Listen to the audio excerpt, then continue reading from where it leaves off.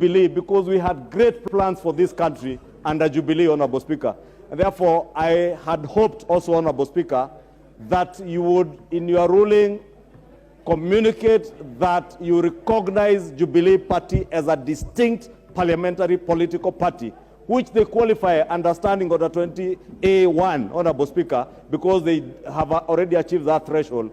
But as hurt as I am, as nostalgic as I am about Jubilee, my former party, Honorable Speaker, I want to agree with you that we also give Jubilee, our old party, time to resolve their leadership issues. I've also given them 30 days. The 30 days, and ask our colleagues in ODM, just be as gracious as we have been, be as gracious as the party leader in Jubilee, Honorable Sabina Chege, has been, to wait for that 30 days period to resolve the issues in Jubilee.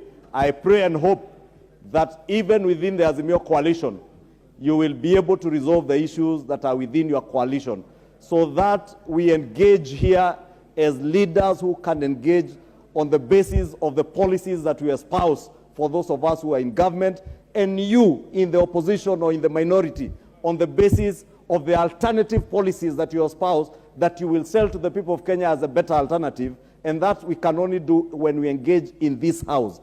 And engage, again, Honorable Speaker, I say, without being too emotional, without being insultive even to the person of the Speaker, Honorable Speaker. And Honorable Speaker, I do want to give notice that I will be moving a motion when we resume to name the Honorable member for Atandi, Samuel Atandi, over what happened yesterday, Honorable Speaker. Because, Honorable Speaker, just as I was raising the issue of Babu Owino, we ought to be a house where we conduct business with decorum. And on occasion, Honorable Speaker, myself and Honorable Pukose will point to issues where we are going out of order, Honorable Speaker. And I must thank even the Honorable Otiende Amolo. I've seen him being very keen when he sees the Honorable Didmas Barasa not dressed properly. He raises those issues because that is how we protect the dignity of this House.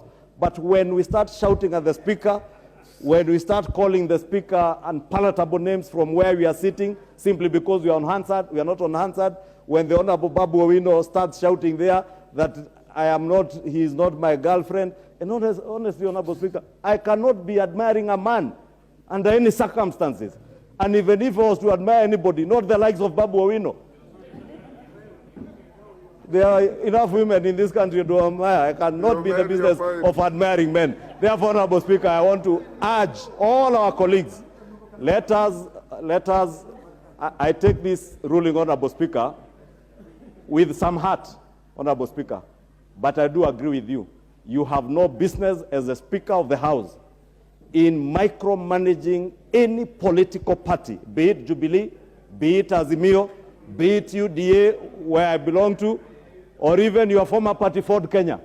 The moment you resigned as a party leader of Ford Kenya, the members of Ford Kenya who sit in the Kenya Kwanza coalition, you cannot, as Speaker, now micromanage those speakers. And I want to agree, Honorable Speaker, that it is within your rights to allow our colleagues within the minority to put their house in order. And I want to wish them all the best as we go on recess, that they will be able to put their house in order and come and give up formidable opposition here and even outside, but not in the streets, here and outside in other engagements. Thank you, Honorable Speaker. John Badi. Mr. Speaker, first I want to congratulate you for this.